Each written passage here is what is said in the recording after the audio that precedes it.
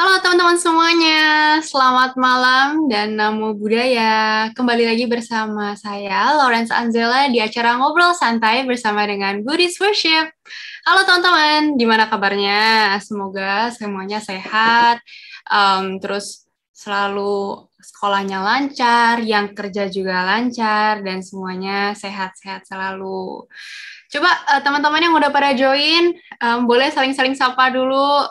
Kita udah lama juga ya belum ketemu ya, dan nggak kerasa ternyata udah hampir 1 tahun nih ngobrol santai menemani teman-teman semuanya gitu ya.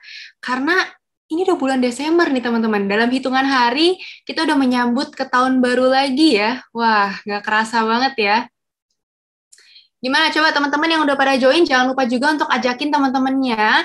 Mungkin yang belum pada ikutan ke sini, di-share dulu informasinya. Kalau hari ini ngobrol santai, kita akan ngobrolin topik yang sangat relate ya sama keseharian kita. Mau kita anak muda, mau yang apa ya, usia 20, 30, 40 sampai selanjutnya, ini adalah masalah yang sebenarnya sangat relatable sama sehari-hari kita. Apalagi kita sebagai manusia pasti nggak jauh-jauh sama yang namanya regrets. Ini karena topik kita hari ini tuh cukup apa ya, ngeri-ngeri sedep sih sebenarnya bisa dibilang ya teman-teman. Karena aku yakin banyak juga dari kita yang mengalami hal ini, apalagi um, kita sebagai anak muda tuh sekarang yang tadinya sekolah, terus sekalinya kamu kuliah, terus banyak dihadapkan oleh pilihan-pilihan yang menentukan jalan hidup kamu nih. Makanya kita hari ini topiknya tentang dealing with regrets. Karena rasanya gimana ya? Kita sebagai manusia tuh nggak jauh-jauh dari yang namanya penyesalan. Ini teman-teman kalau misalnya aku tanya soal penyesalan, pasti udah kepikir nih di pikiran di apa ya, di otak kalian. Aduh, kemarin aku makannya ayam goreng. Harusnya aku pilihnya ikan goreng aja ya, atau apa gitu kan. Pasti ada pilihan yang sesimpel itu ya teman-teman ya. Siapa sih dari kita yang tidak pernah merasakan penyesalan dalam hidupnya? Rasanya sedikit ya. Terus siapa juga nih masih kebayang-bayang rasa sesalnya jawab pilih ini. Bahkan penyesalan tuh bisa juga dalam bentuk kayak gini, teman-teman. Menyesal karena sudah melakukan atau menyesal karena belum melakukan. Coba aja dulu aku ngelakuin, coba aja dulu aku nggak ngelakuin. Serba salah kan? Banyak banget problemnya kalau kita ngomongin.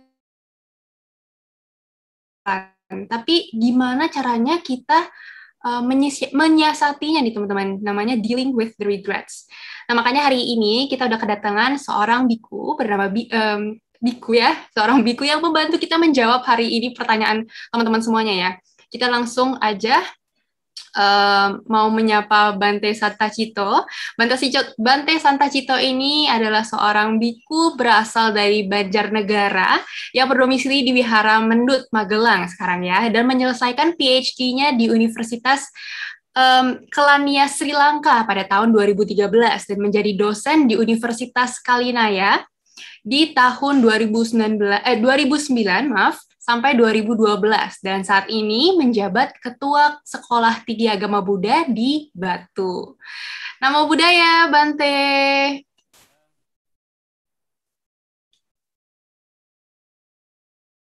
Ya, masih di mute ya kayaknya ya, Bante ya. Sudah saya ini ya. Nah, Ya, halo. Ya, selamat malam, Bante. halo, selamat malam ini sudah terdengar belum? Sudah, Bante. Sudah terdengar Tapi ya. kayaknya mic-nya agak jauh ya, kayak ketutup gitu mungkin, Bante ya. Oh, ini sudah Nah, ini ini. baru baru kedengeran, Bante. Oh iya iya ya, baik. Ya, selamat malam, Bante. Ya, Namo baik. Selamat Buddhaya. malam, namo budaya. Ya, Kabarnya sehat, Bante? sehat. Terima kasih. Amitofo. Eh, Gimana Bante sekarang lokasi di Wihara Mendut ya berarti ya? ya untuk secara ofisial dari Sangga itu Biara Mhm. Mendut. Tapi ini kebetulan saya Oke. sedang berada di Makassar. Oh, jauh ya Bante ya? Ya, ini sedang berada di Makassar, jadi ya sedikit jauh. Ah, Sehingga di sini ya, jamnya ya. sebenarnya berbeda. Kalau di sana kan Ah, 7:30, di sini sudah 8:30. Satu wah, jam iya iya. lebih, ya. Daerah timur soalnya Bante ya. Betul. Nah, berarti Tengah, berarti tengah. Wita Tengah. Oh ya, sorry, Tengah ya, Ya, Wita ya, ya. ya Oke. betul. Ya. Berarti sekarang sudah bisa mobilitasnya lumayan tinggi lah ya Bante ya. Kalau dulu kan belum bisa banyak kemana-mana ya Bante ya.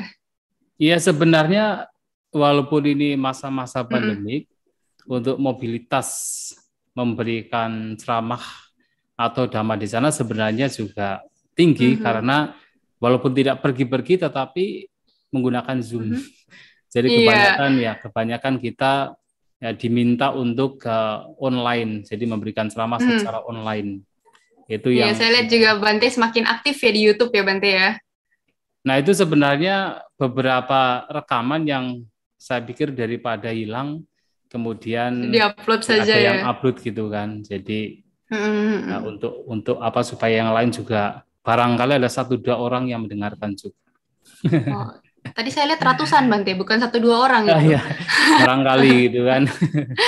Iya, memang kalau sekarang em, Bante juga lebih mudah ya menjangkau umatnya ya Bante ya dengan adanya Zoom, Betul, terus betul YouTube sekali. seperti ini. Iya, Makanya juga malam hari ini senang sekali bisa bertemu dengan Bante walaupun lewat online ya. Jadi iya em, satu, ya.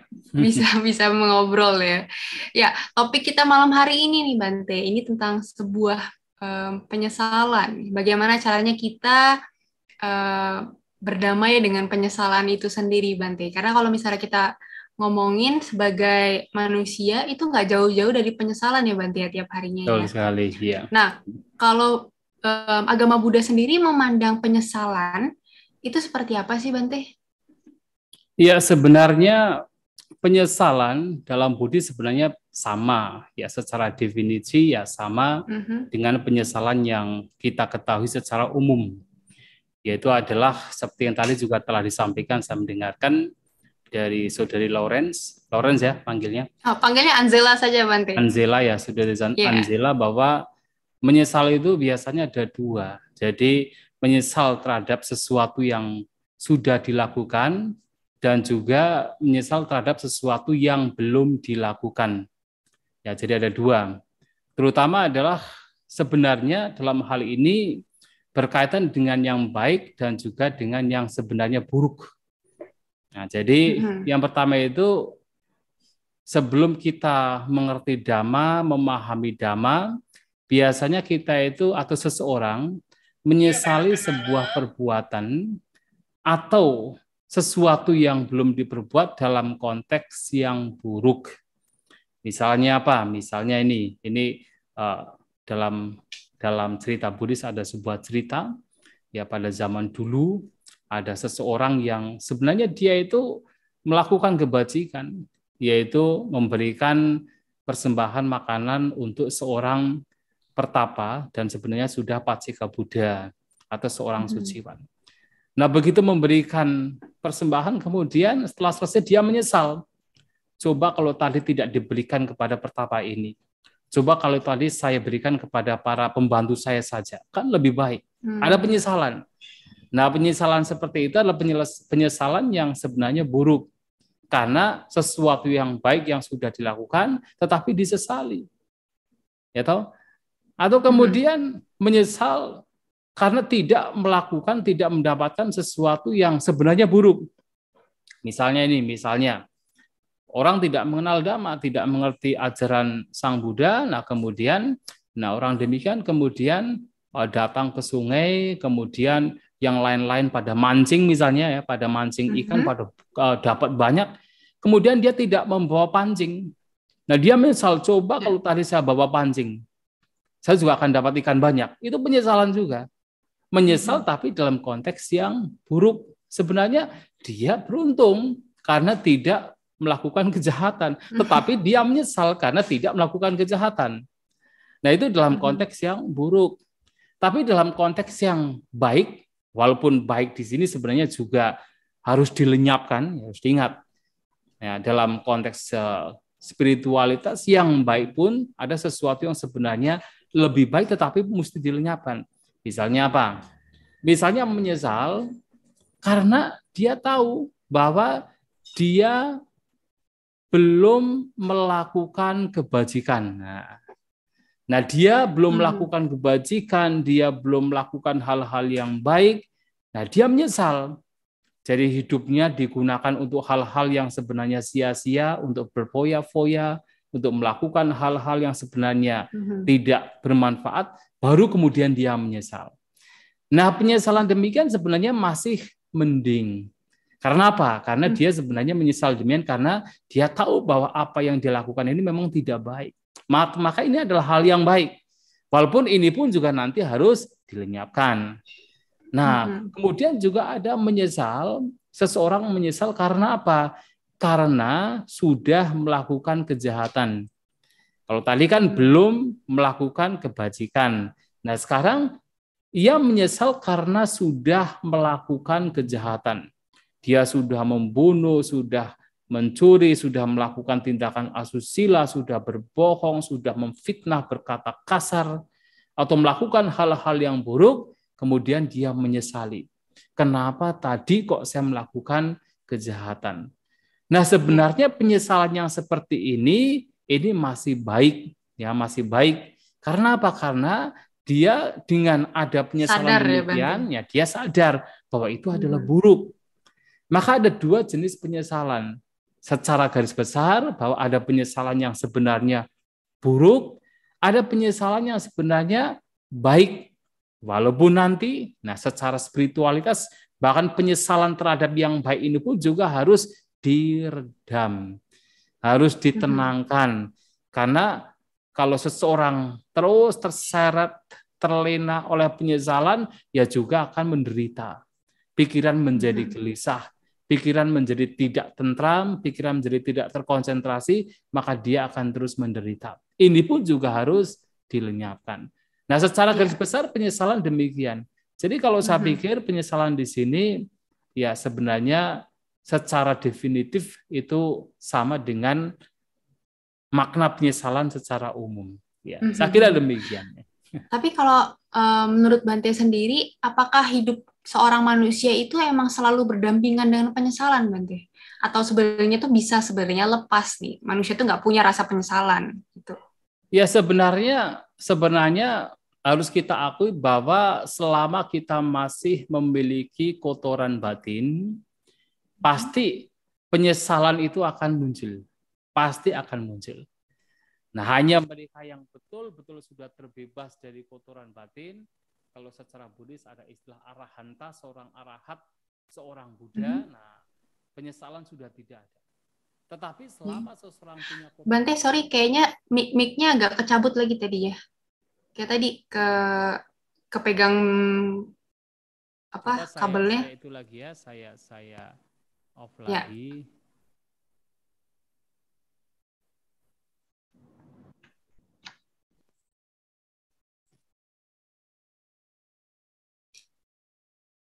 Ya, baik, sudah. Ya, baik, sudah lebih baik, Bante. Ya. Iya. Ya, jadi sampai di mana tadi? Ya, kalau misalnya kita masih sebagai manusia punya kotoran batin ya. Ya, jadi selama seseorang punya kotoran batin, penyesalan itu pasti masih ada. Masih ada. Hanya seorang yang betul-betul sudah terbebas dari kotoran batin, itu penyesalan sudah pasti tidak ada, sudah lenyap total. Hanya saja perbedaannya adalah kalaupun seseorang masih punya kotoran batin, kalau batin seseorang dilatih, nah, batin seseorang terlatih dalam hal-hal yang baik, terutama adalah terlatih dalam kebijaksanaan, maka penyesalan ini, kalaupun ada penyesalan, itu tidak akan bertahan lama. Tidak akan bertahan lama. Dan yang kedua, kalaupun ada penyesalan, tetapi penyesalan tersebut akan jarang muncul. Akan jarang muncul. Karena seseorang punya kebijaksanaan yang muncul karena pikiran yang terlatih. Nah, jadi orang yang pikirannya terlatih, walaupun belum mencapai kesucian, tetap penyesalan akan masih muncul dalam kondisi situasi tertentu. Tetapi tidak akan separah kalau seseorang batinnya tidak terlatih. Kalau seseorang tidak memiliki kebijaksanaan. Nah, kalau orang punya kebijaksanaan, batinnya terlatih, mengenal dhamma dengan baik, mengokohkan batinnya dengan dhamma, maka kalaupun ada penyesalan akan mudah ditangani, Dan kalaupun ada penyesalan, itu pun juga akan jarang muncul. Nah, ini bedanya. Jadi orang Nah, cara ya, bagaimana? Nah, cara melatih dirinya supaya kita tidak menyesal yang berlebihan itu seperti apa tapi Bante? Ya, dalam hal ini sebenarnya kita harus tahu dulu apa penyebab mengapa kita menyesal. Nah, seperti tadi kan sebenarnya dalam konteks seseorang yang sudah memahami Dhamma, ya pertama sesungguhnya adalah supaya seseorang tidak banyak menyesal, maka seseorang harus belajar Dhamma. Harus belajar Dhamma. Harus belajar yaitu kebijaksanaan. Hal-hal yang bajik, hal-hal yang bijak. Nah, kemudian kalaupun seseorang setelah mempelajari kebijaksanaan, mengembangkan kebijaksanaan, kemudian dia masih menyesal, nah seseorang kemudian memunculkan kebijaksanaan itu lagi dan lagi. Nah, salah satu caranya adalah yang pertama, jadi yang pertama adalah harus tahu penyebab mengapa seseorang menyesal. Pertama. Nah, sekarang penyebabnya apa? Nah, seperti yang tadi telah disampaikan di awal, bahwa penyebab seseorang menyesal itu kan karena seseorang tidak melakukan kebaikan. Nah, karena dia menghabiskan waktunya untuk hal-hal yang tidak bermanfaat, maka muncullah penyesalan. Nah, mengetahui penyebabnya adalah demikian, maka dia harus bertekad untuk mengisi hidupnya dengan hal-hal yang baik, hal-hal yang positif, sehingga penyesalan tidak akan muncul di masa mendatang. Nah, ini yang pertama. Penyebab yang pertama. Penyebab yang kedua tadi telah disampaikan bahwa seseorang menyesal karena ia telah melakukan kejahatan. Ya, karena telah melakukan kejahatan. Mengetahui bahwa penyesalan muncul karena kejahatan yang dia lakukan, maka dia harus bertekad untuk tidak melakukan kejahatan lagi. Sehingga apa? Sehingga kalau dia mengisi hidupnya dengan hal-hal yang baik, menyingkirkan kejahatan dalam hidupnya, dia betul-betul menjaga silanya dengan baik, dia tidak membunuh, tidak mencuri, tidak berzina, tidak berbohong, senantiasa sadar, penuh perhatian, tidak mengucapkan kata-kata yang kasar, kata-kata yang bukan kebenaran. Nah, kalau dia senantiasa mengisi hidupnya dengan hal-hal yang baik, dengan menyingkirkan hal-hal yang buruk, maka penyesalan tidak akan muncul. Bahkan ketika dia yaitu mengingat kembali apa yang telah dia lakukan, dia akan bahagia. Maka Sang Buddha mengatakan begini dalam Dhammapada. Ya, jadi Sang Buddha mengatakan bahwa idatapati pecatapati papa karino ubaya tatapati so tapati so cati disvakama sangkilita matano. Nah, jadi dikatakan bahwa seseorang tapati itu sebenarnya juga kata lain dari menyesal.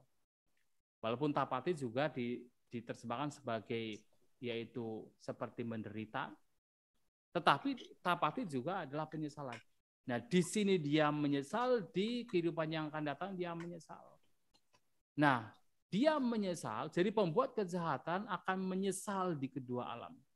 Dia menyesal dan semakin menyesal setelah melihat atau mengingat kembali perbuatan buruk yang telah dia lakukan. Nah, jadi dia akan menyesal di dua hal. Ini baru gede nih, Bante. Ya. Ini baru gede suaranya. Tadi kecil ya? Tadi agak kecil sih. Oh, sekarang besar ya? Tapi kecil. Oh, baik ya. Oke. Ya, jadi dia menyesal di kedua alam dan dia semakin menyesal setelah mengingat kembali kejahatan yang dia lakukan.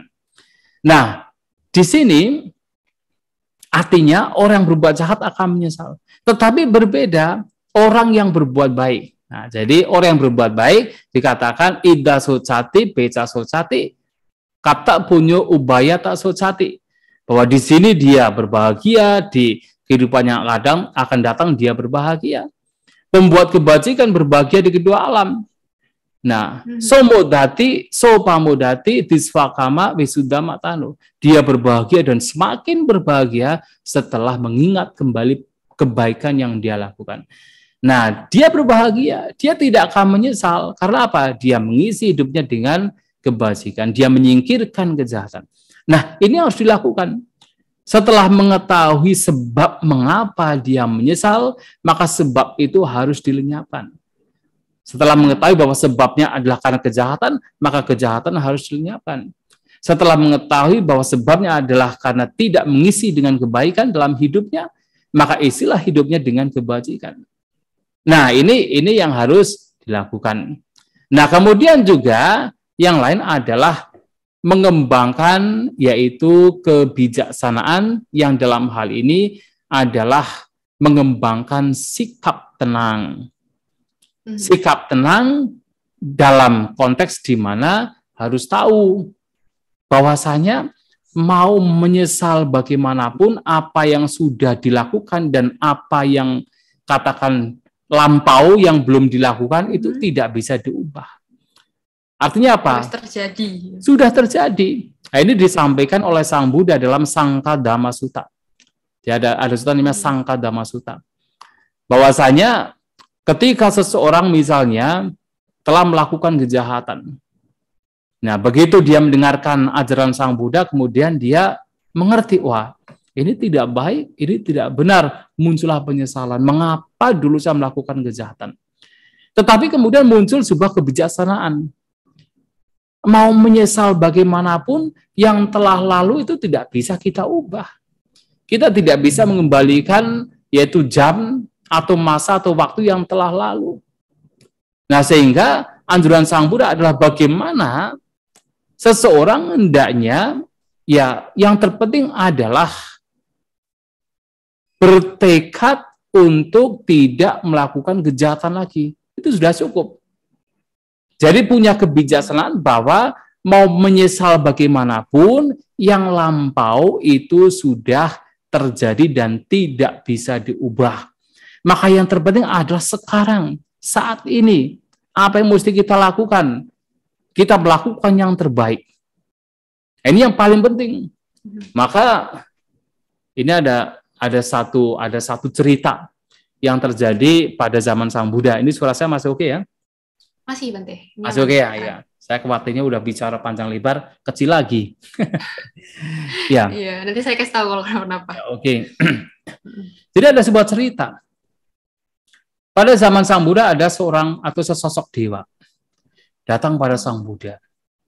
Kemudian melihat ada seorang biku yang dia itu hidup di hutan. Sudah hidup sendiri di hutan, kemudian makan hanya sekali. Tetapi kok wajahnya cemerlang, wajahnya begitu cerah. Tidak menampakkan kecemasan, kekhawatiran, tidak menampakkan penyesalan. Wajahnya begitu cerah. Maka ia datang pada Sang Buddha dan bertanya, Bante, kenapa? Ini siswa Bante tinggal di hutan, makan sekali, tetapi wajahnya kok begitu cerah. Apa yang menyebabkan dia memiliki wajah yang cerah? Nah, Sang Buddha mengatakan, karena dia tidak menyesali yang lampau, tidak merindukan yang akan datang. Dan dia hanya hidup apa yang saat ini sedang terjadi. Nah, tidak menyesali yang lampau, ini penting sekali. Artinya apa? Biasanya orang ini, manusia, kalau sudah berpikir tentang yang lampau, yang ada penyesalan. Ketika yang lampau tidak melakukan, yaitu kebajikan, atau yang lampau yang dilakukan adalah kejahatan, menyesal. Mengapa tidak melakukan kebajikan? Mengapa yaitu katakan melakukan kejahatan? Tetapi bahkan ketika yang lampau ini sebenarnya di masa lampau dia melakukan hal-hal yang baik. Kadang-kadang kalau batinnya selalu berpikir yang lampau tetap menyesal juga. Menyesal bagaimana? Kenapa? Oh, dulu saya itu melakukan banyak kebajikan, sekarang tidak bisa. Jadi menyesali apa yang sekarang ketika berpikir yang lampau. Wah, dulu waktu saya masih muda saya punya ini, punya itu. Sekarang waduh sulit banget. Tidak punya ini, punya itu. Saya tidak bisa pergi kemana-mana. Dulu waktu Itu saya masih kondisinya, muda saya bisa. Iya, itu iya. Jadi kondisinya banyak berpikir yang dialami lampu sekarang sih ya Bante. betul. Jadi berpikir yang lampu kemudian memikirkan yang sekarang. Yaitu ketidakmampuan apa yang sedang terjadi sekarang.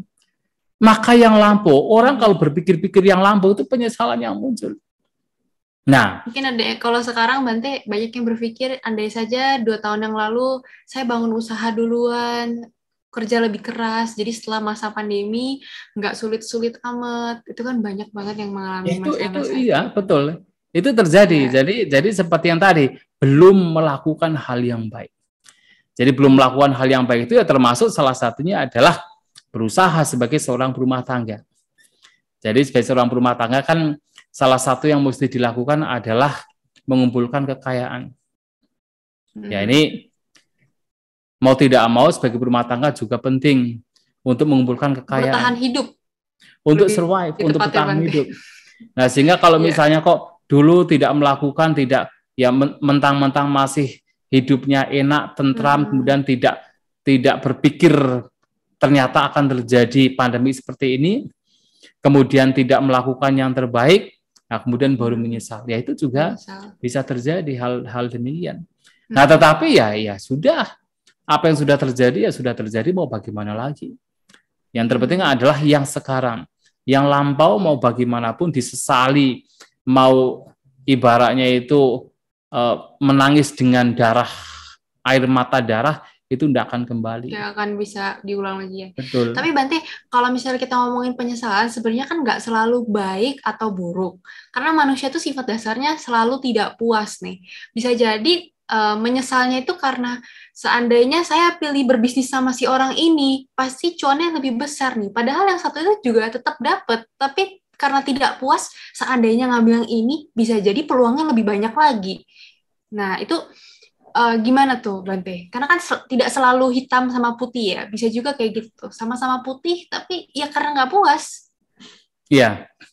Itulah, di dalam ajaran Buddha kita pun juga harus memiliki santudi. Kita harus memiliki rasa puas. Padahal sebenarnya sudah mendapatkan yang terbaik.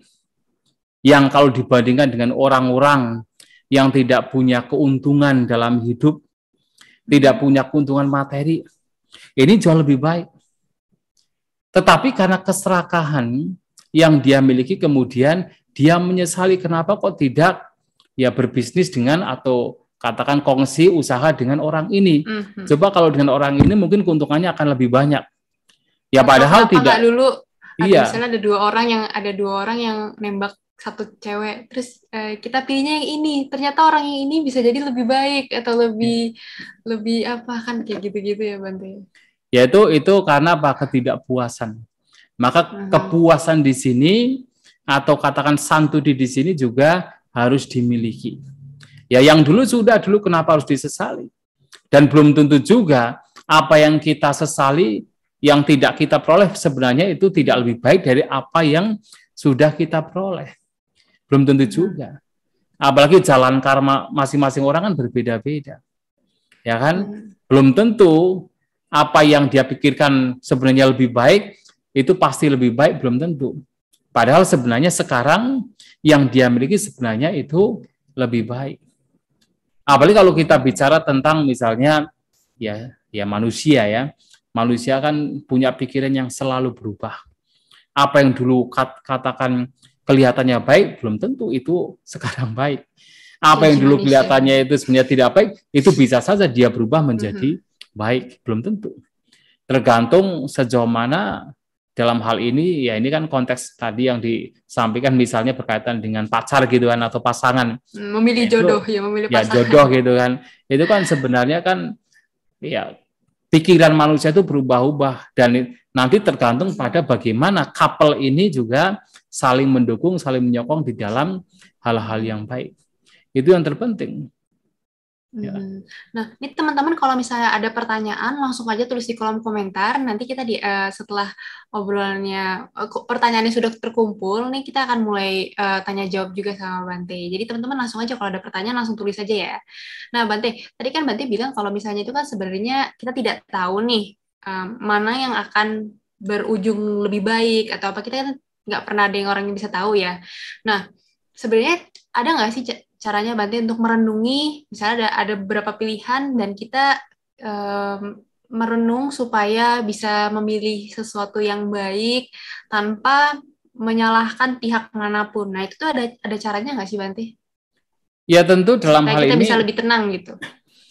Dalam hal ini kita harus melakukan riset, ya toh? Kalau kita berbicara tentang usaha, tentu ya harus melakukan riset. Risetnya artinya apa? Orangnya betul-betul dipercaya atau tidak. Kita misalnya seseorang akan melakukan usaha bersama dengan orang lain kan. Nah, tentu harus tahu persis orang ini sebenarnya karakternya bagaimana. Bisa dipercaya atau tidak. Jadi ya rekam jejaknya itu seperti apa. Dan seseorang harus tanya-tanya terhadap yang lain juga. Apakah dia pernah melakukan penipuan atau bagaimana. Itu harus betul-betul diriset. Harus diselidik. Kemudian juga berkaitan dengan usahanya. Apakah usaha yang akan dijalankan ini memang di pasar nanti memang ada prospeknya atau tidak. Kan harus ada riset juga kan. Nah, setelah betul-betul matang, baru kemudian diupayakan. Oh, ternyata orang ini memang tidak punya rekam jejak yang baik, bisa dipercaya, dan dia juga memang ahli dalam bidangnya. Kemudian usahanya juga memang di masyarakat memang dibutuhkan, diperlukan. Nah, setelah yakin sekali dengan berbagai pertimbangan yang ada, baru kemudian jalan.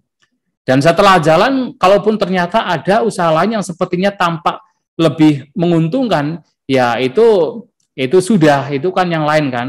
Yang terpenting adalah apa yang dijalani juga memberikan keuntungan. Itu yang harus dinikmati, itu yang harus seseorang merasa puas. Nah, itu yang kalau berbicara tentang misalnya bisnis. Ya dalam hal ini berbicara berkaitan dengan misalnya pasangan pun juga sebenarnya sama. Ya harus melakukan riset juga. Ini kira-kira orang ini memang dipercaya atau tidak.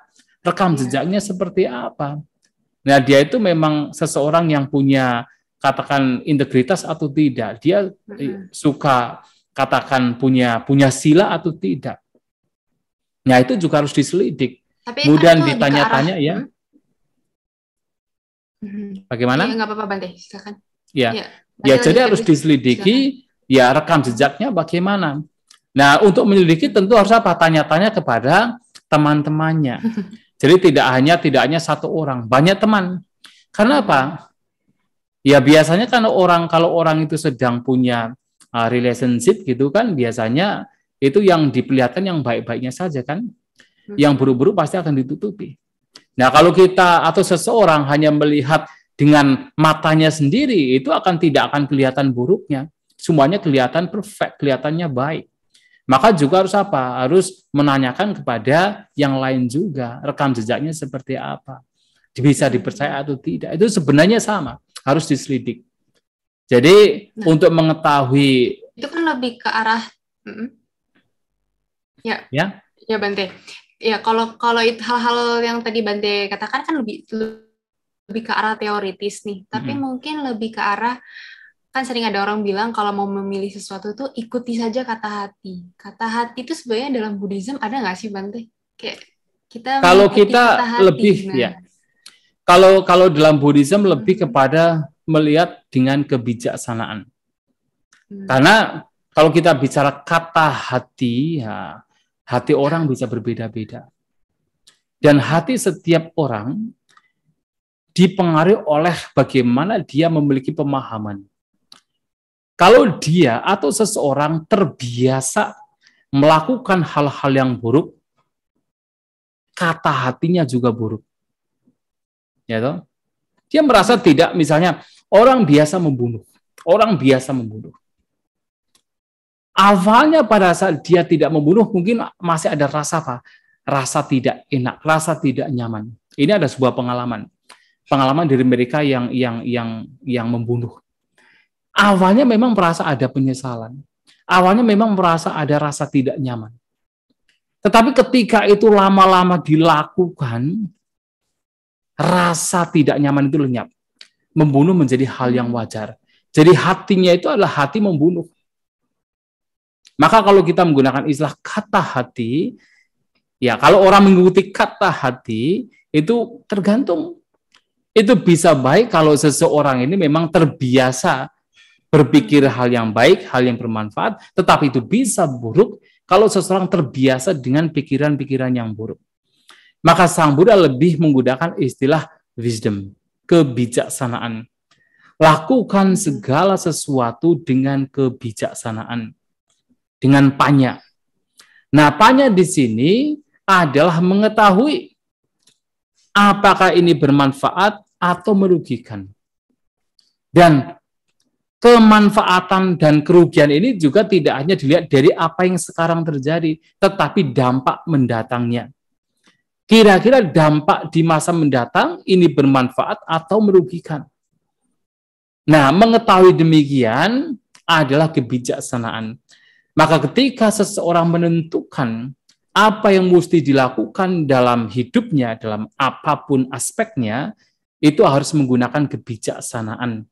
Kebijaksanaan mengetahui apakah ini bermanfaat atau merugikan. Kalau ternyata setelah dilihat ini adalah merugikan, ini tidak bermanfaat, maka jangan dilakukan. Tapi kalau kemudian diketahui bahwa yang akan dilakukan, akan dipilih, itu ternyata adalah bermanfaat, itu tidak merugikan, maka boleh dilakukan. Nah, jadi harus melihat dari sisi kebijaksanaan. Hanya saja kalau kita bicara kebijaksanaan atau panya atau wisdom, memang dibutuhkan yaitu pengembangan. Jadi kita tidak bisa dengan serta-merta langsung tahu apakah ini bermanfaat atau tidak bermanfaat, apalagi kalau sudah sifatnya yang kompleks.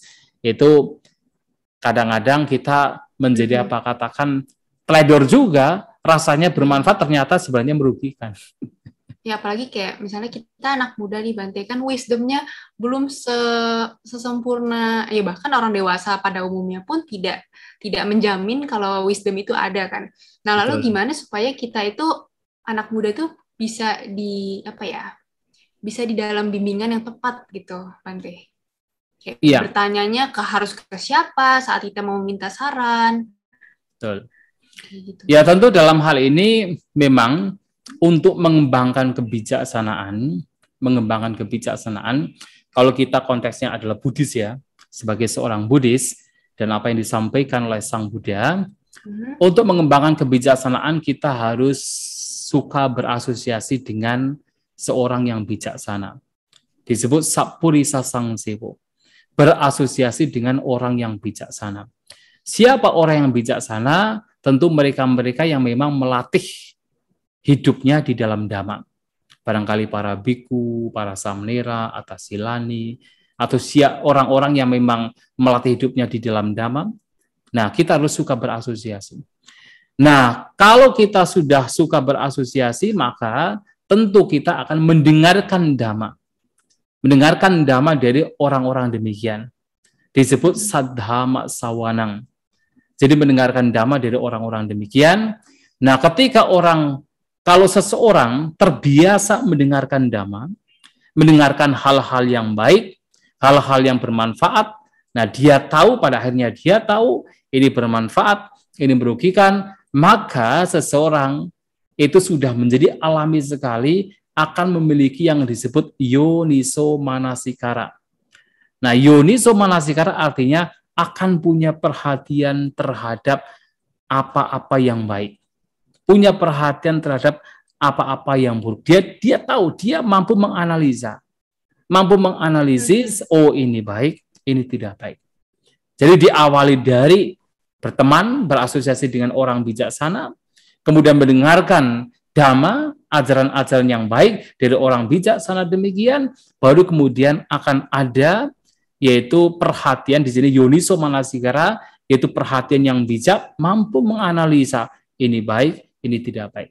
Nah, kalau orang sudah punya yoniso manasikara, perhatian yang bijak, menganalisis, mana yang baik, mana yang buruk, maka hidupnya akan senantiasa disertai dengan sati sampajanya. Dengan perhatian, kewaspadaan, dan pemahaman yang jelas terhadap apa yang dilakukan. Nah, ini akan berkembang pada apa? Kebijaksanaan selanjutnya. Jadi, diawali dengan suka berasosiasi dengan orang-orang yang bijak. Ini penting sekali.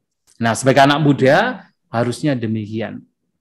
Ya, sehingga ini juga penting mengapa ya kami para biku biasanya juga mengajak kepada yang anak-anak muda, walaupun Anda masih muda, tetapi jangan lupakan wihara. Karena di wihara itulah banyak kebajikan yang bisa ditemukan. Di wihara banyak orang-orang yang baik bisa ditemukan. Di sana Anda akan mendapatkan pemahaman yang baik. Dan ini akan sangat baik untuk yang salah satunya adalah pengembangan kebijaksanaan. Untuk saat ini mungkin dengan nonton YouTube dari Bante sendiri kan banyak sudah banyak yang mewadahi ya Bante, yang mulai dari Bantenya sendiri, mungkin dari wiharanya, nah, termasuk ikut Zoom seperti ini Bante ya. Betul jadi sekali, salah satunya ya. Nah Bante, kita balik lagi ke tadi ngomongin soal gimana caranya kita berdamai dengan penyesalan sendiri. Nah kalau misalnya kita tuh kadang kalau menyesal akan sesuatu, kan timbul rasa kesedihan, kemarahan akan diri sendiri, jadi membenci diri sendiri, seperti itu Bante. Nah, bagaimana kita tuh bisa menghilangkan rasa itu? Karena kita selalu menyalahkan diri kita gitu kan. Masih syukur kalau misalnya kita tidak menyalahkan orang lain, karena itu justru makin ngajakin orang-orang lain lah, jadi kan melibatkan orang lain juga. Tapi nggak banyak juga yang malah menyalahkan diri sendiri, yang akhirnya berujung ke depresi, bahkan ada yang sampai bunuh diri. Nah, itu bagaimana kita mencegah sampai tidak ke arah sana, Bante? Iya. Ya itulah kenapa ibaratnya sebelum hujan kita harus sedia payung. Artinya sebelum kita terseret kepada depresi yang berlebihan, bahkan sampai melakukan atau katakan ada keinginan yang kuat untuk melakukan tindakan bunuh diri karena penyesalan, maka sebelum itu terjadi, mulai sekarang harus apa? Mengembangkan kebijaksanaan.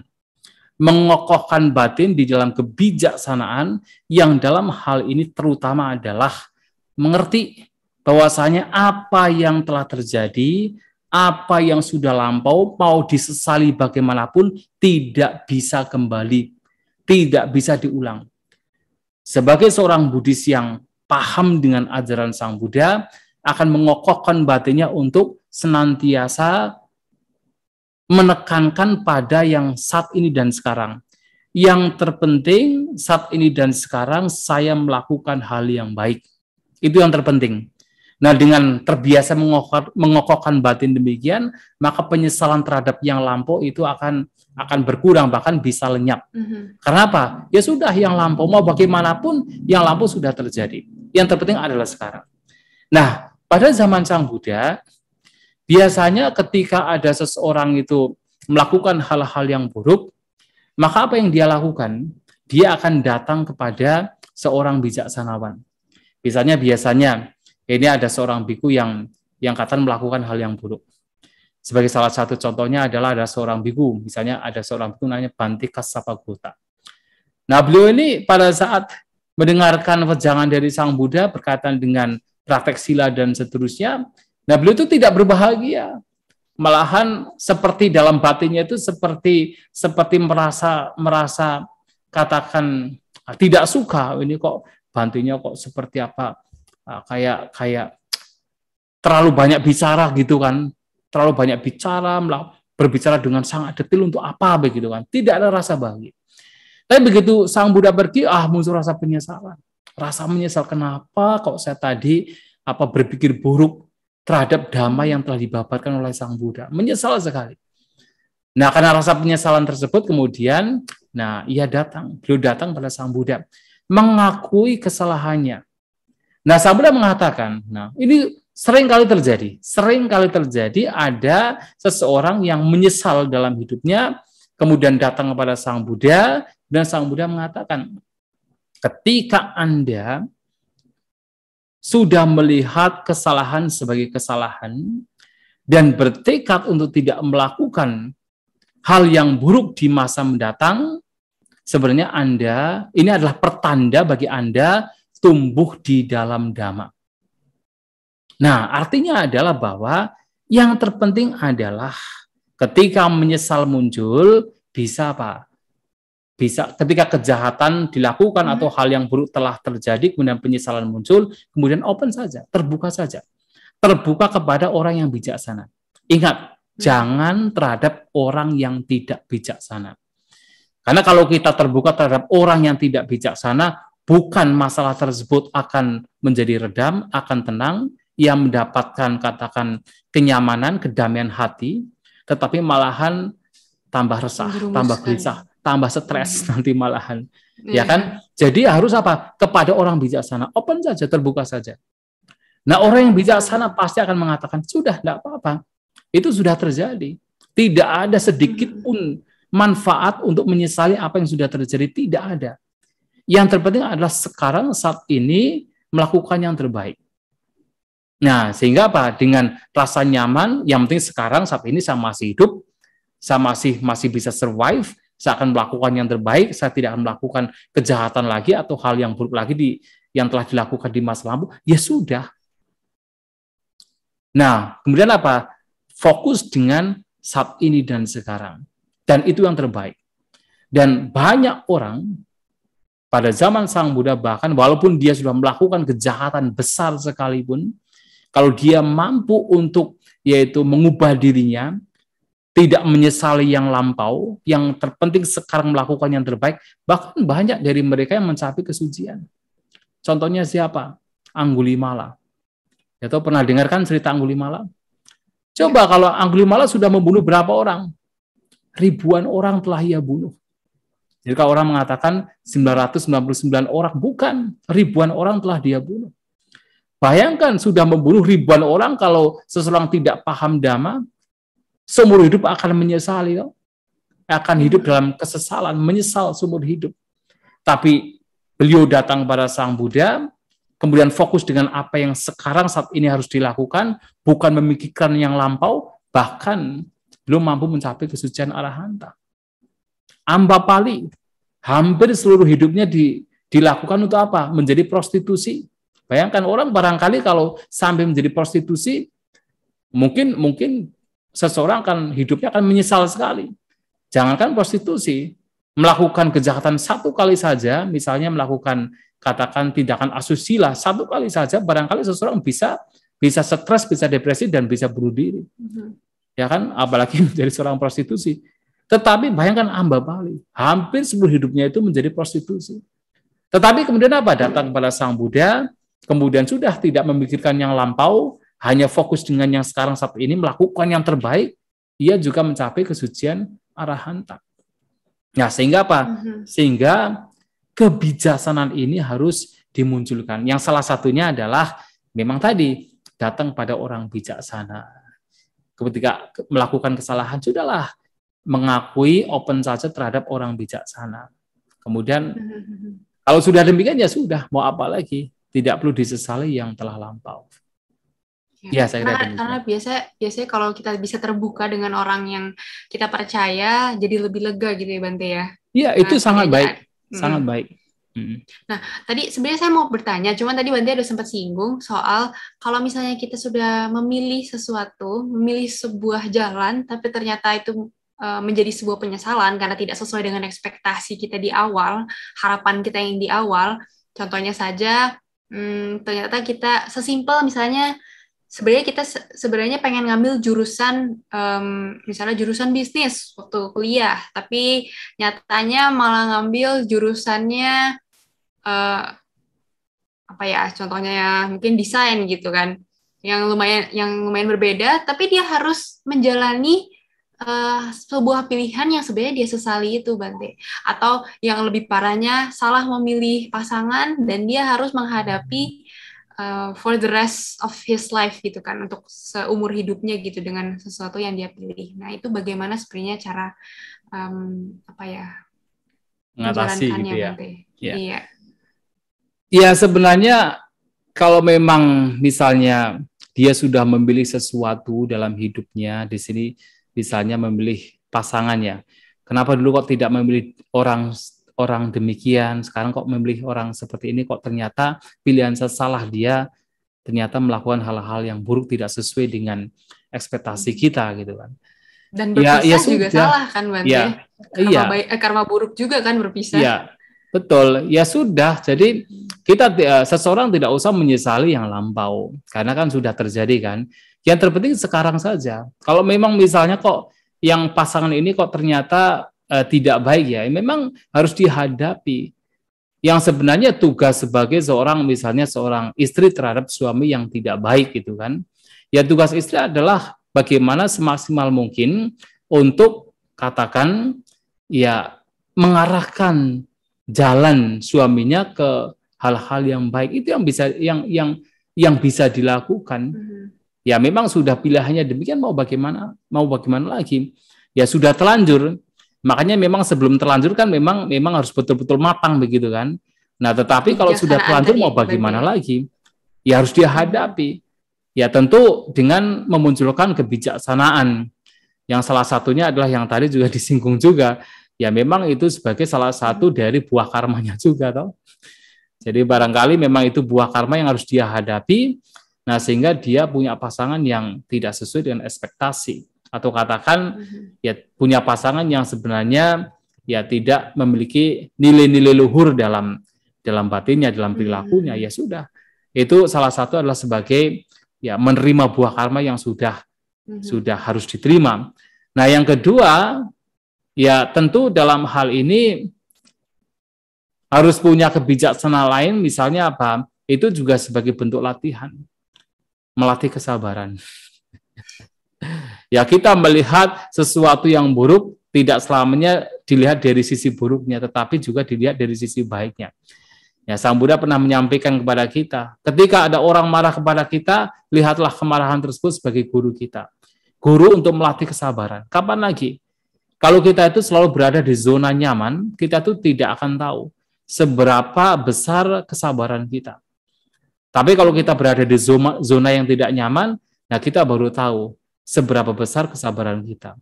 Oh, ternyata masih ada kemarahan, berarti kita harus melatih kesabaran lagi. Oh, ternyata walaupun seseorang itu tidak, ya katakan mengucapkan kata-kata yang tidak baik, kok batin tetap tenang, bahagia, berarti kesabaran kita sudah mulai berkembang. Nah, itu juga sebagai bentuk latihan juga, melihat dari sisi positifnya. Berarti kayak tetangga sebelah bilang juga ya, Bante ya, kalau misalnya sedang mengalami kesulitan, artinya Tuhan sedang menguji. Tuhan sedang memberi ujian. Ya, itu ada kemiripan, hanya saja di sini kita lebih kepada apa? Lebih kepada dalam diri, bukan di luar diri. Jadi kita melihat dari sisi bahwa ini adalah latihan kesabaran bagi saya, untuk melatih kesabaran bagi saya. Nah, sementara kalau yang lain kan ya katakan selalu melihat itu dari luar diri kan, tapi kalau kita melihat dari dalam diri, melatih kesabaran untuk saya.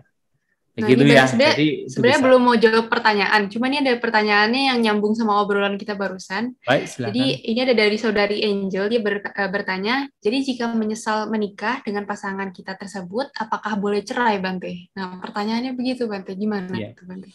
Lah untungnya kalau kami, unfortunately kalau saya ya, tidak mengalaminya ya, Bante. Bukan, kalau kami para biku punya aturan ya, aturannya adalah tidak menganjurkan suami istri untuk bercerai.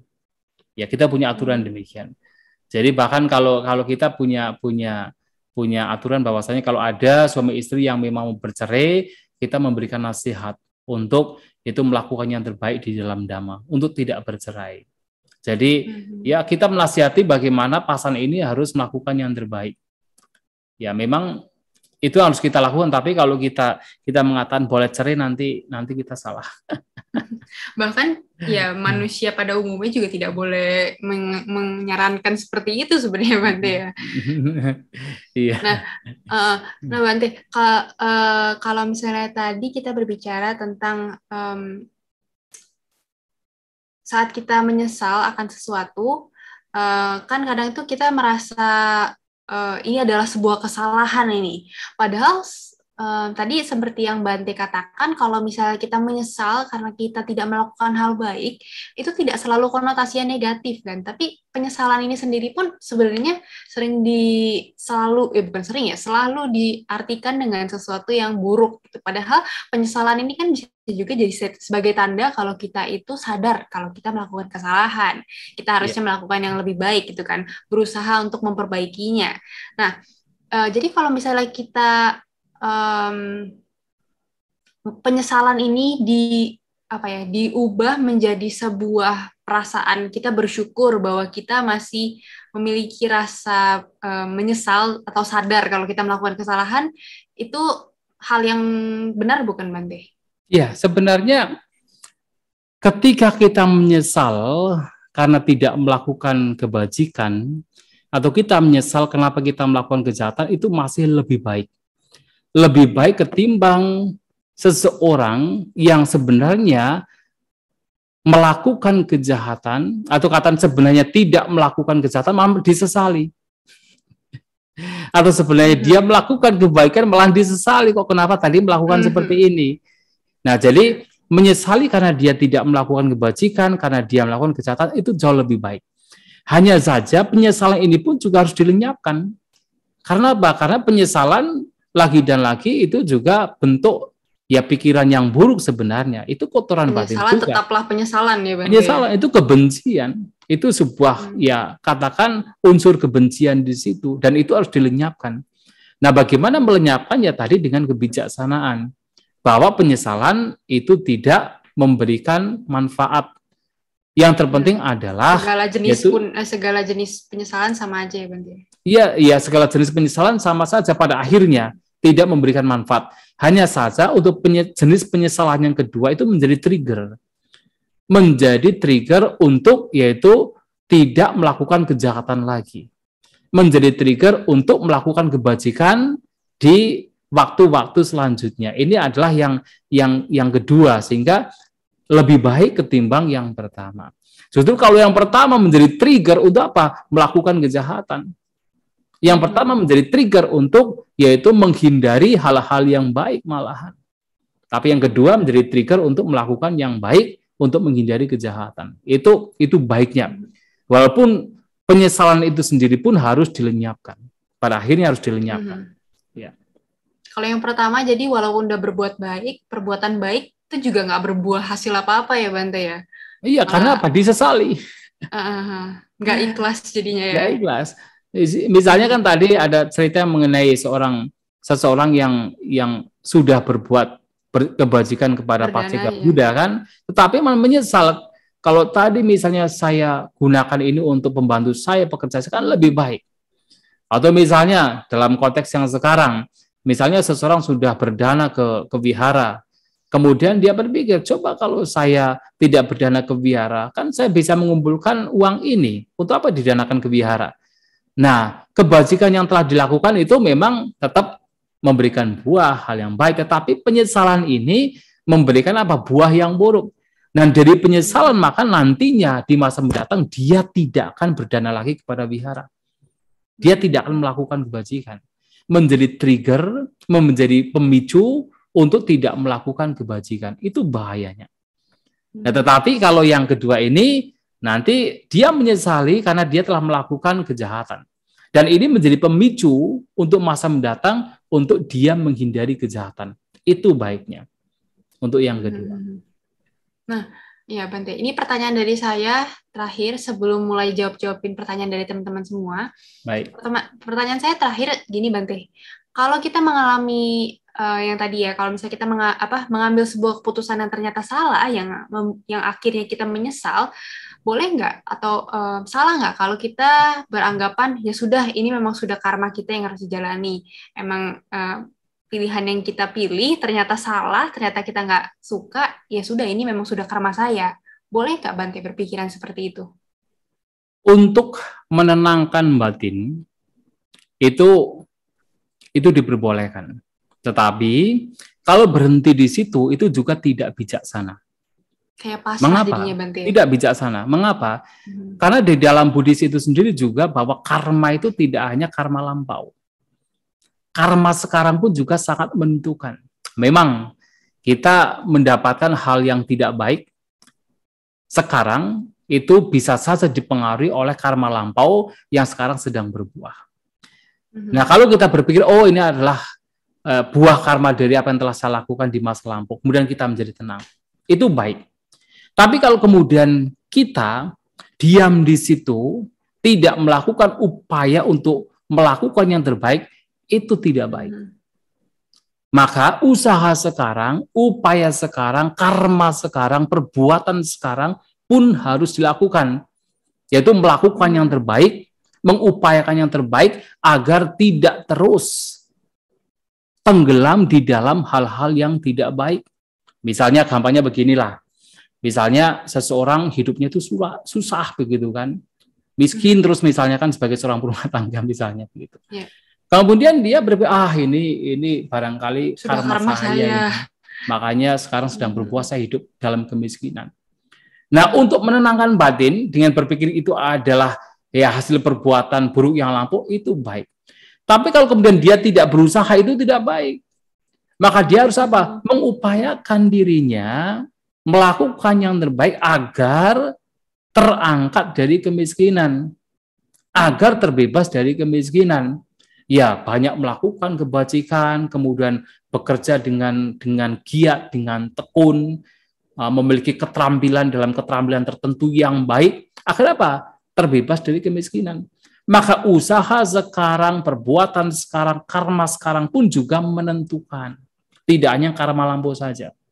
Nah, itu harus dilakukan sebagai seorang Buddhis yang bijak. Ya. Baik. Nah, kita mulai jawabin pertanyaan dari teman-teman dulu, Bante ya. Baik. Ini pertama dari Saudara Willy. Malam Ci Lawrence dan juga Bante, saya mau bertanya. Nah, self-healing dalam agama Buddha yang bagus apa ya selain meditasi? Karena kan tadi kita kalau ngomongin soal penyesalan mungkin ya Bante ya. Self-healing ini yang paling sangat dibutuhkan ya, gimana cara kita berdamai sama diri sendiri. Nah, selain meditasi, apa sih Bante yang bisa dilakukan sebagai seorang Buddhis ya? Iya. Sebenarnya sebagai seorang Buddhis ya self-healing itu harus meditasi. Hanya saja memaknai meditasi itu tidak hanya berdiam diri dengan mata terpejam duduk bersila.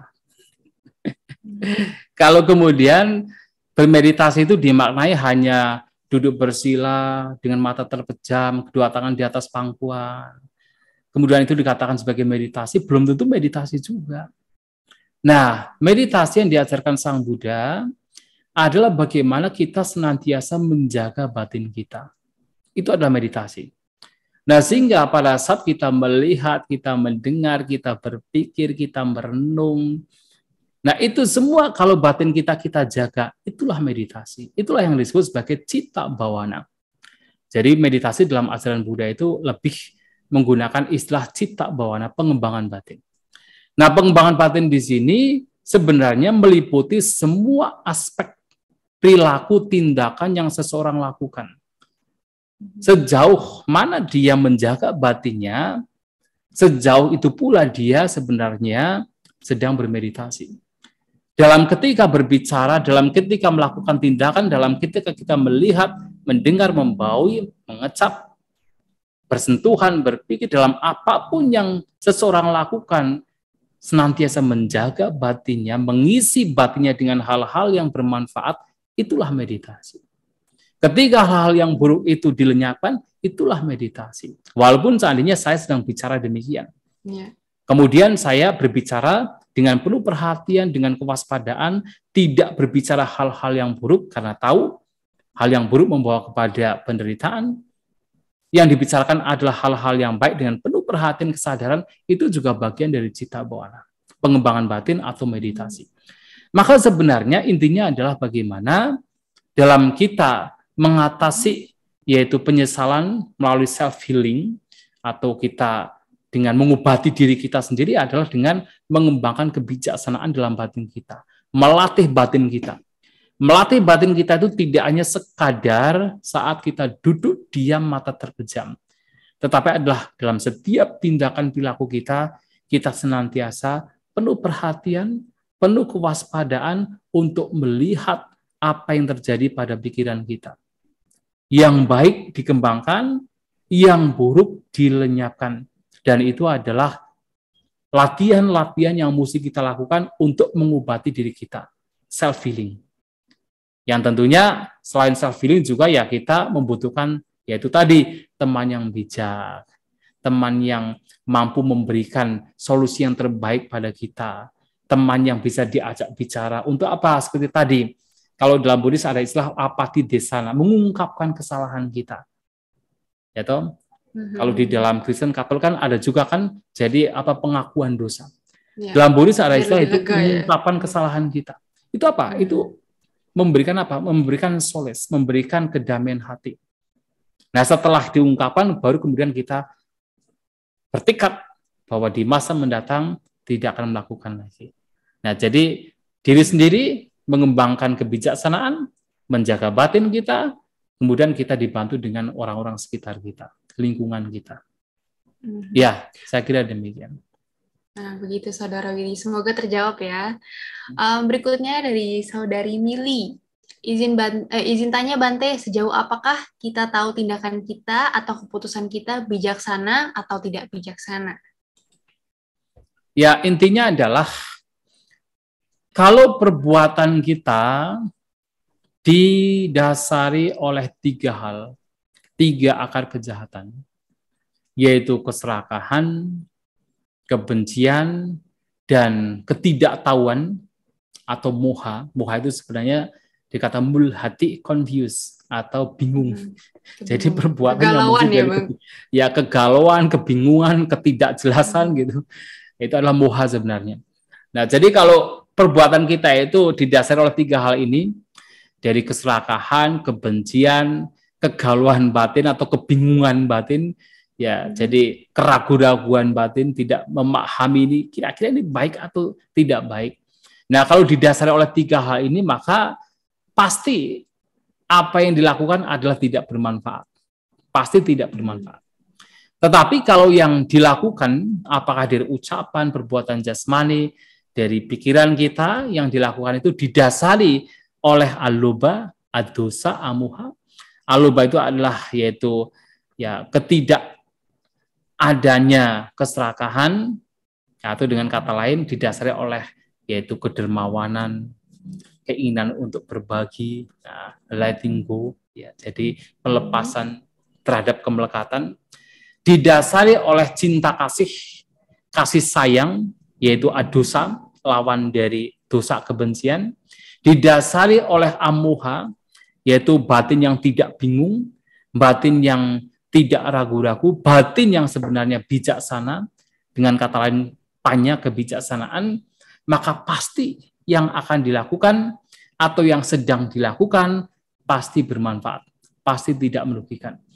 Maka intinya adalah yaitu kita harus tahu, kita harus lihat, kira-kira perbuatan kita itu muncul dari keserakahan, kebencian, dan kebodohan atau dari sebaliknya. Kalau dari keserakahan, kebencian, dan kebodohan pasti tidak bermanfaat, pasti merugikan. Tapi kalau kemudian itu muncul dari aloba, adosa, amuha, pasti itu bermanfaat. Itu adalah secara simpel, sederhana, menjadi patokan kita dalam menentukan bermanfaat dan tidak bermanfaat dalam tindakan yang kita lakukan.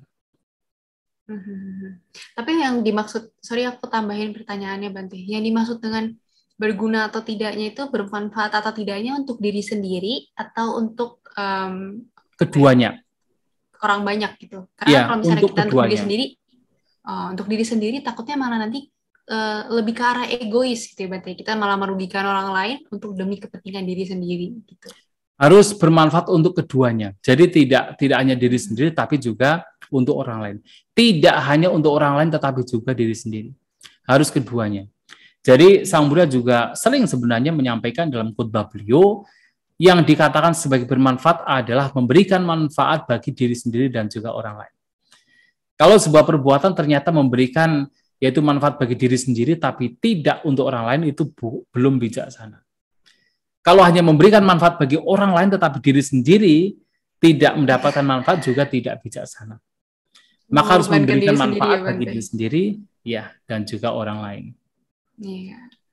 Nah, Bante, ini ada lanjutan pertanyaan tadi dari Saudari Angel yang tadi mengenai tentang apakah boleh bercerai kalau misalnya memang menyesal memilih pasangan ya, Bante. Ini ada lanjutannya dari Saudari Angel. Jadi, jika tidak ada tabiat untuk rujuk kembali, apakah kita harus hidup dalam kenegatifan yang berujung dengan depresi atau bagaimana tuh, Bante? Ya, sebenarnya ini kan kalau ini kan pilihan dari masing-masing ya, pilihan dari masing-masing orang gitu kan. Kalau kami sebagai para biku sih, kalau misalnya ada kasus di depan mata kita atau orang datang kepada kita mengenai masalah-masalah mereka yang dihadapi, ya kita selalu menganjurkan ya cobalah untuk mencari jalan lain, jalan damai. Apalagi kalau misalnya sudah punya anak, cobalah lihat anak-anaknya, nanti bagaimana dengan anak-anaknya. Hanya karena ketidaksukaan, kemudian bercerai, kemudian anak-anaknya terkatung-katung tidak jelas.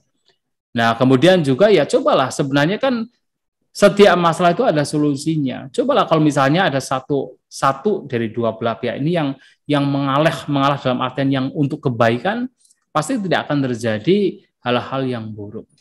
Nah, jadi kalau kami para biku ya selalu menasihati untuk katakan suami istri untuk tetap bertahan tetapi melakukan yang terbaik sebagai suami istri.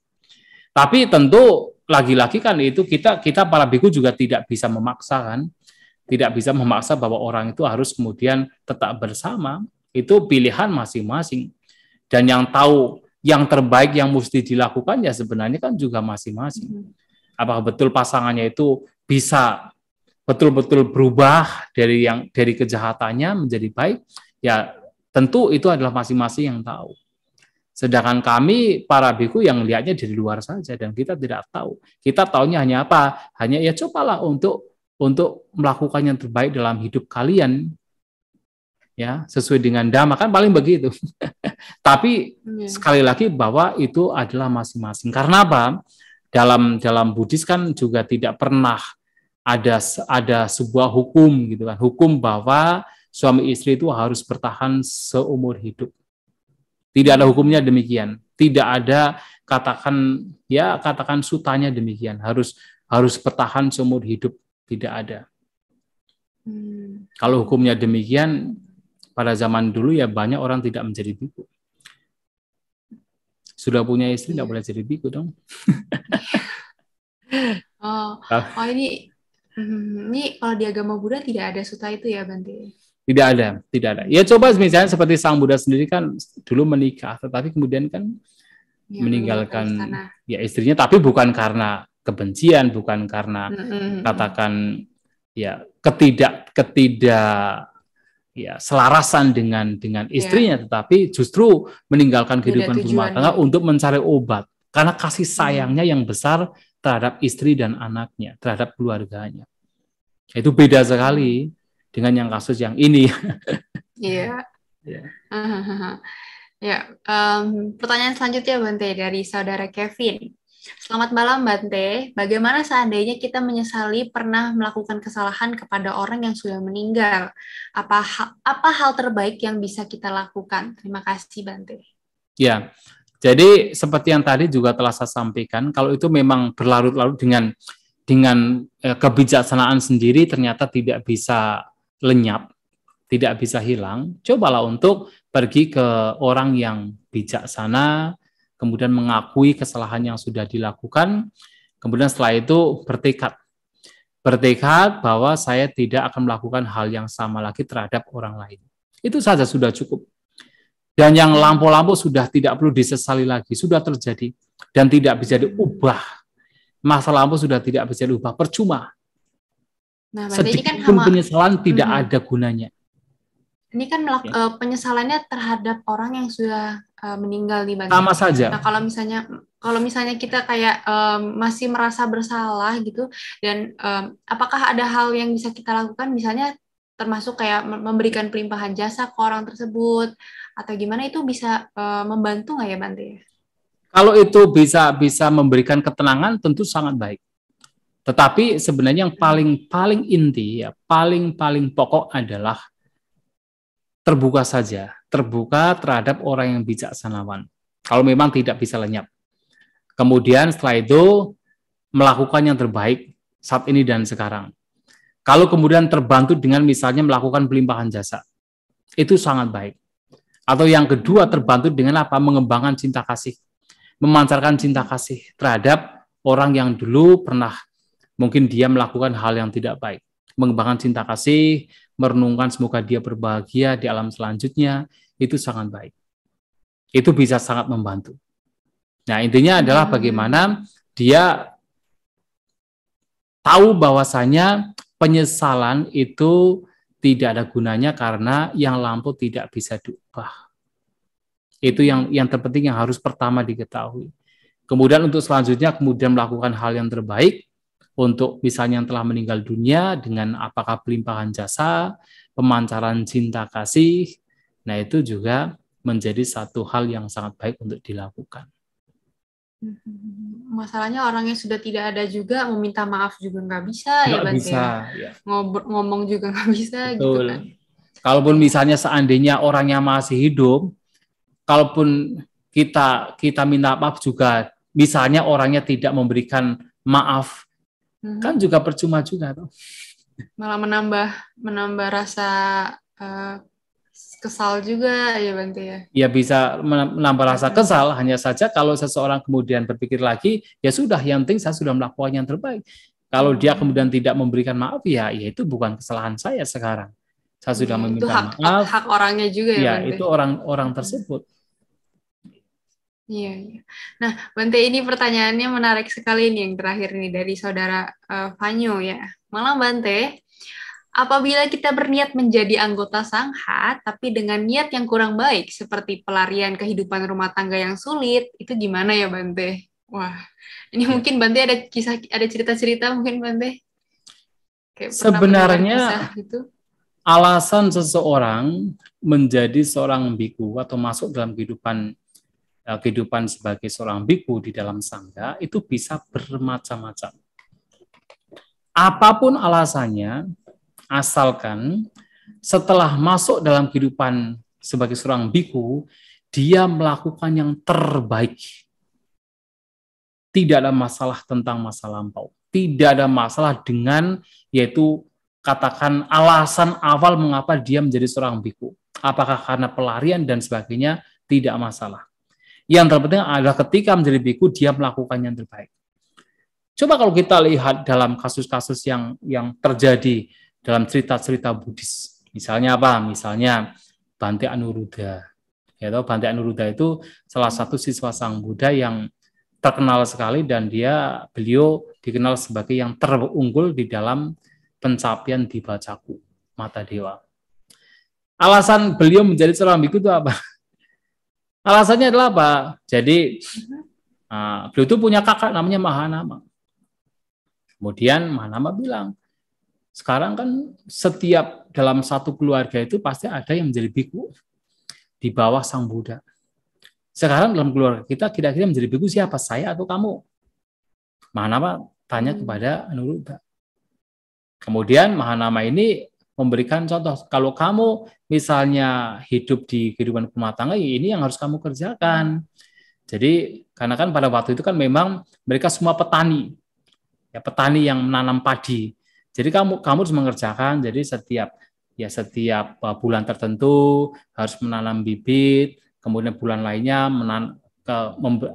membajak, kemudian menanam bibit, kemudian merawat padi tersebut, kemudian panen. Kemudian membajak lagi, menanam bibit, merawat padi lagi, kemudian panen. Terus begitu sepanjang tahun sampai mati. Kemudian Bante Anuruddha berpikir, wah, kalau caranya begini membosankan sekali hidup sebagai seorang petani. Wah, daripada begini mending saya jadi biku saja lah. Nah, alasan awal itu apa? Karena tidak mau jadi petani. Maka ia menjadi biku. Tidak masalah ketika menjadi biku kemudian mempraktikkan dhamma dengan terbaik. Itu adalah cerita pertama. Kemudian kalau ceritanya yang lain kan ada juga, ada seorang biku yang terdapat dalam Dhammapada Takata. Nah, dia ini melihat, oh ini kok saya itu sebagai seorang petani kok sudah tangan kotor, kaki kotor, tapi tidak mendapatkan makanan yang terbaik, tidak mendapatkan kata hidup terbaik gitu kan. Tapi ini kok para biku kok dengan wajah bersih, tangan bersih, kaki bersih, kok dapat makanan yang lebih enak kayaknya jadi biku gitu kan. Nah dia awalnya jadi biku itu bukan untuk mencapai kesucian, tapi untuk hidup enak. Untuk hidup enak. Melihat biku kok rasanya enak banget ya, bisa makan, bisa minum, dan itu cukup, tapi tidak harus tidak harus membajak sawah, tidak harus kotor, kelihatannya itu bersih begitu kan. Maka dia menjadi biku.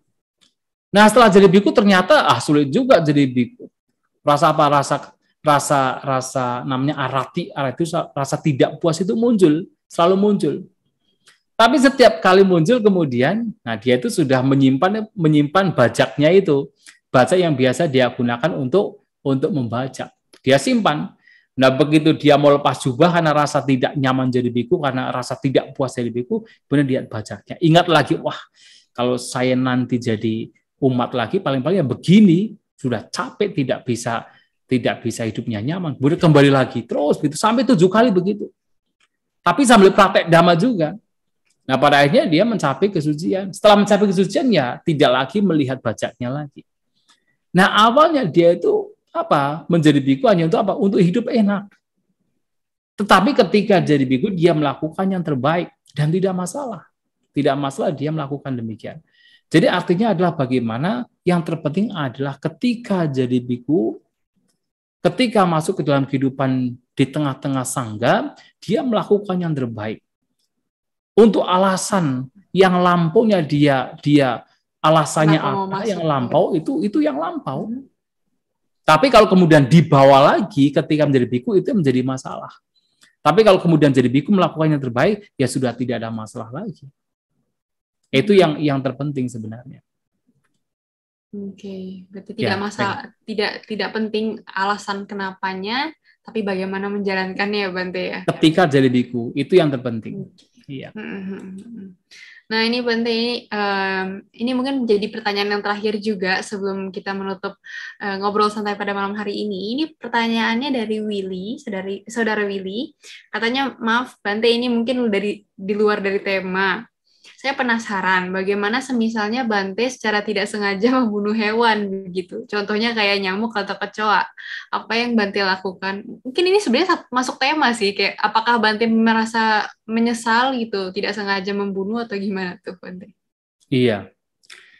Ya, ini ada satu cerita yang saya pernah mengalami sendiri gitu kan. Jadi suatu kali saya kan tinggal di hutan gitu. Jadi biasanya kalau kami itu ada liburan gitu kan, pasti tinggalnya di hutan untuk bermeditasi. Nah kemudian suatu kali, karena di hutan kan memang begitu kan, putih, kemudian itu di samping kanan kirinya kan juga hutan dan banyak hewan. Tetapi kan kami sebagai seorang, waktu itu saya masih samanera, sebagai seorang samanera ataupun biku kan punya namanya kewajiban, disebut wata. Salah satu kewajibannya adalah membersihkan kuti masing-masing termasuk halaman dan juga jalan yang kita lewati. Karena tidak ada yang lain, kita tidak punya seperti anak wihara. Jadi kita harus membersihkan kuti kita masing-masing. Dan padahal waktu di Sri Lanka ya Bante? Di Sri Lanka betul. Wah. Dan padahal yang namanya hutan itu banyak sekali binatang, termasuk binatang kecil, semut, banyak sekali, sangat banyak. Bahkan ada kalanya itu ada satu waktu, beberapa waktu kejadian lah, bahwasanya satu kuti itu dipenuhi dengan semut. Ada semut yang suka gerombol dan itu memenuhi satu kuti. Di temboknya itu penuh dengan semut. Yang kadang-kadang kita itu sulit untuk tidur hanya untuk menghindari semut tersebut. Dan setiap hari kita harus nyapu. Dan ketika nyapu, mau tidak mau kan, walaupun kita sudah berhati-hati, pasti akan ada semut yang juga tersapu juga kan. Iya. Dan pastinya itu ya walaupun kita tidak punya niat pasti bisa mati.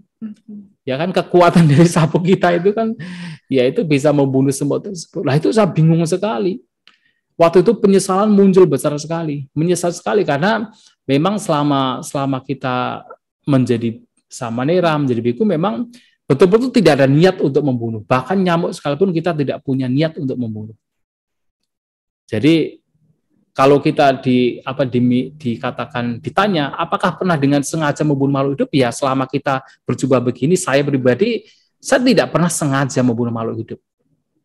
Tetapi di hutan tersebut, kita harus nyapu.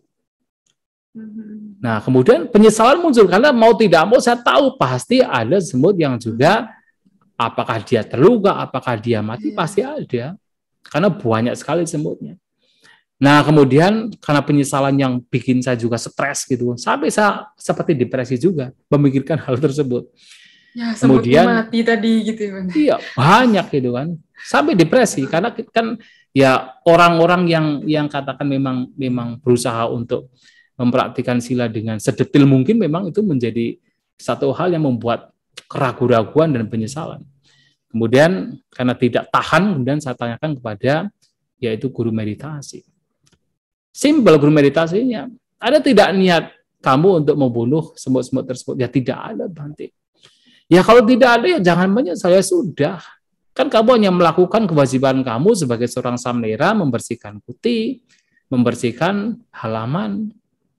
Nah kalau memang di situ ada yaitu yang karena ketidaksengajaan ternyata ada yang terluka, yang mati, mau bagaimana? Yang penting tidak ada niat. Niatnya adalah untuk membersihkan kuti karena kewajiban sebagai seorang yang tinggal di kuti tersebut, ya harus membersihkan tempat masing-masing. Nah, dari itu kemudian, wah iya juga ya, kan saya tidak ada niat sama sekali. Tidak ada niat sama sekali. Kalau saya punya kekuatan mungkin ya bagaimana membersihkan kuti tanpa harus membunuh, tanpa harus melukai yang lain. Tapi kan tidak bisa kan? Nah, sehingga ya mau bagaimana lagi? Ya tidak ada kesengajaan, tidak ada niat untuk membunuh, ya sudah. Akhirnya apa? Akhirnya ya rasa penyesalan itu tidak muncul karena tidak ada niat di situ. Ya itulah, itu juga wujud dari kebijaksanaan. Makanya kan ya Sang Buddha kan menyampaikan, nah pembunuhan terjadi kalau ada 5 hal. Yang pertama ada makhluk, tahu itu adalah makhluk hidup. Yang ketiga adalah punya niat untuk membunuh. Yang keempat adalah punya usaha untuk membunuh. Nah yang kelima sebagai dampaknya adalah mati. Ya memang pada saat nyabu kadang-kadang saya melihat ada semut, tahu itu makhluk hidup, ya ada makhluk dan tahu itu adalah makhluk hidup. Tapi saya tidak punya niat untuk membunuh. Dan ketika saya menyapu itu bukan niat saya untuk membunuh. Nah sebagai dampaknya, ya nggak tahu juga, mungkin ada yang terluka, ada yang mati, tapi saya tidak punya niat untuk membunuh dan saya tidak punya usaha untuk membunuh. Ya sehingga apa? Sehingga bukan sebagai pembunuhan. Ya. Jadi tidak perlu disesali berlarut. Betul, ya, betul sekali. Ya. Nah, semoga jawabannya menjawab rasa penasaran Saudara Willy ya. Ini saya juga pernah berpikir demikian sih, Bante. Ini kalau misalnya Bante nggak sengaja kebunuh hewan tuh kayak gimana? Tapi sudah diwakilkan oleh Saudara Willy. Ya. Nah, mungkin untuk pesan-pesan terakhir nih, Bante, untuk teman-teman semua yang sedang mengalami rasa penyesalan, gimana caranya supaya bisa lebih berdamai sama diri sendiri. Iya. Jadi dalam hal ini setiap orang pasti akan dan sudah pernah mengalami penyesalan. Dan di masa mendatang pun juga memungkinkan sekali untuk muncul rasa penyesalan. Nah, sehingga apa yang mesti kita lakukan? Yang pertama adalah melihat sebab mengapa kita menyesal. Oh, ternyata sebabnya adalah kita tidak melakukan kebaikan, maka kita menyesal. Sebabnya adalah kita melakukan kejahatan, maka kita menyesal. Oleh sebab itu, setelah melihat sebabnya, maka bertekad bahwa di masa mendatang untuk mengisi hidupnya dengan hal-hal yang baik, di masa mendatang untuk tidak melakukan kejahatan lagi. Itu yang mesti kita tekadkan dalam yaitu setiap tindakan perilaku kita. Yang pertama. Yang kedua adalah munculkan kebijaksanaan yang dalam hal ini harus memahami bahwasanya Apa yang sudah terjadi itu sudah terjadi, tidak bisa untuk dikembalikan lagi. Maka Sang Buddha menegaskan kepada kita semua, alih-alih berpikir-pikir tentang yang lampau yang menimbulkan penyesalan, maka fokuslah dengan apa yang sekarang saat ini sedang dilakukan. Lakukan yang terbaik saat ini dan sekarang. Yang lampau, penyesalan apapun tidak ada gunanya. Sedikit penyesalan pun itu tidak ada gunanya, apalagi banyak. Maka fokus dengan yang sekarang. Sudah yang lampau tidak usah dipikirkan. Yang penting sekarang. Nah, yang ketiga adalah kalau dengan berpikir demikian kau tidak lenyap, cobalah untuk datang pada orang yang bijaksana. Nah, datang membuka dirinya, kemudian setelah itu bertekad bahwa tidak untuk mengulangi apa yang telah dilakukan. Yang terpenting sekarang saat ini melakukan yang terbaik. Dan itu saja yang bisa kita lakukan dalam kita menghadapi rasa sesal dan melenyapkan rasa penyesalan. Ya, saya kira demikian. Ya, terima kasih. Terima kasih, Bante. Mungkin untuk menyimpulkan juga yang tadi Bante ucapkan dari awal sampai akhir, ini ada satu kata-kata dari Bante yang sebenarnya tadi saya suka sekali, Bante. Kita jangan pernah menyesali yang lampau dan merindukan yang akan datang. Itu singkat, jelas, padat ya, Bante, untuk topik hari ini ya. Nah, semoga apa yang Bante Santacito sampaikan hari ini untuk kita semua bisa menjadi pedoman bagi kita supaya yang sedang mengalami penyesalan ataupun untuk kedepannya kita bisa lebih bijaksana lagi dalam menghadapi pilihan dalam hidup kita dan juga masalah yang sedang kita hadapi. Terima kasih banyak Bante sudah memberikan kita dhamma yang sangat luar biasa pada malam hari ini. Mungkin sebelumnya kita mau foto bersama dulu ya Bante ya. Baik ya. Nah, boleh buat teman-teman silakan nyalakan kamera supaya kita bisa foto bersama dulu dengan Bante. Ini biasanya acara ngobrol santai kadang lebih malam daripada ini nih Bante. Cuman karena Bantenya di Makassar, nanti semakin malam lagi gitu ya. Kita tuh biasa kalau ngobrol bisa sampai 9:30 gitu Bante. Ya, boleh teman-teman dinyalakan kameranya supaya kita bisa foto bersama. Ya, nggak apa-apa. Yang nggak bisa buka laptop, nggak bisa buka kamera nggak apa-apa. Tapi yang bisa, yuk kita buka kameranya yuk. Ayo, teman-teman. Boleh dirapi-rapihkan dulu. Mungkin yang udah pakai baju tidur, palanya aja nggak apa-apa. Nah, baru bermunculan nih. Bante kira-kira kapan kembali lagi Bante ke Wihara Mendut ya? Saya ada rencana ke PDA Padepokan Damai Diparama ke Batu tanggal 24. Ada rencana demikian. Oh, Bante memang sering juga ke Batu ya jadi ya? Karena kan iya, betul. STAB-nya ya? Betul. Iya. Bante udah pernah main ke Lampung mungkin Bante? Kemana? Ke Lampung? Sudah pernah ke Lampung Bante? Oh sudah, saya beberapa kali ke Swarnadipa toh. Saya ke Swarnadipa biasanya. Oh, ke Swarnadipa.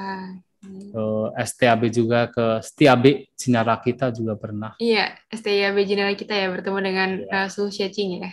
Iya, Bante Badra. Bante Badra, iya. Ya, yuk teman-teman, masih ditunggu yang belum menyalakan kamera. Yuk. Nanti bisa dibantu oleh Ko Jordi untuk foto ya.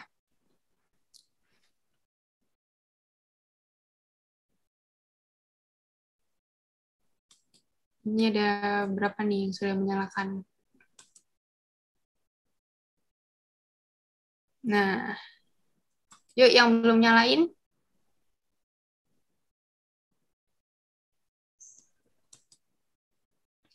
Bante sendiri kesehariannya kalau di wihara lebih banyak bikin video-video juga mungkin Bante atau udah ada kebaktian offline juga? Ya kita sebagai biku ya menjalankan kehidupan biku. Ya, tapi kan biasanya ada umat. Nah ini gimana nih Bante? Ya kita paling-paling yaitu kita memberikan ceramah damai di sana kalau seperti malam hari ini begitu.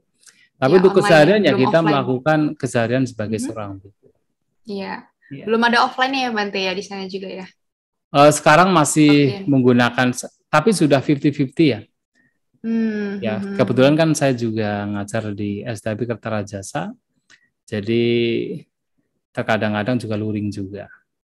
Ya. Sudah Tapi mulai ada masih kebanyakan interaksi dengan. masih daring sih kebanyakan. Iya ya, setidaknya sudah bisa berhadapan dengan orang beneran ya sekarang Oh Bante ya. iya, sekarang sudah demikian. Iya ya. Nah, mungkin beberapa dari teman-teman gimana Jessica? Udah mau foto dulu kita? Yes, Ya, Bo. baik. Ya. Oke, untuk teman-teman semua, boleh ekspresinya ya yang bahagia untuk malam Yang hari ini di bahagia. Ngobrol Santai bareng Biku sampai Cito. Oke, hitungan dari saya ya. 1, 2, 3, smile. Oke, sip. Terima kasih. Silakan lanjut, Ci Ansela. Ya, terima kasih Bante Santa Cito. Baik ya. Semoga tidak kapok-kapok diundang ke ngobrol santai Oh, bersama tidak kita. menyenangkan. Ya, mungkin ini agak berbeda ya Bante ya. Biasanya lebih tipenya forum, tapi kali ini kita lebih ngobrol santai nih sama Iya. teman-teman di sini. Ya, terima kasih banyak Bante. Selamat Baik, malam. selamat malam semuanya dan saya langsung pamit meninggalkan Zoom. Iya, Ya, terima kasih iya ya. Bante. Terima Selamat kasih malam semuanya, banyak. salam sehat untuk kita semua, namo buddhaya. Namo Buddhaya Bante.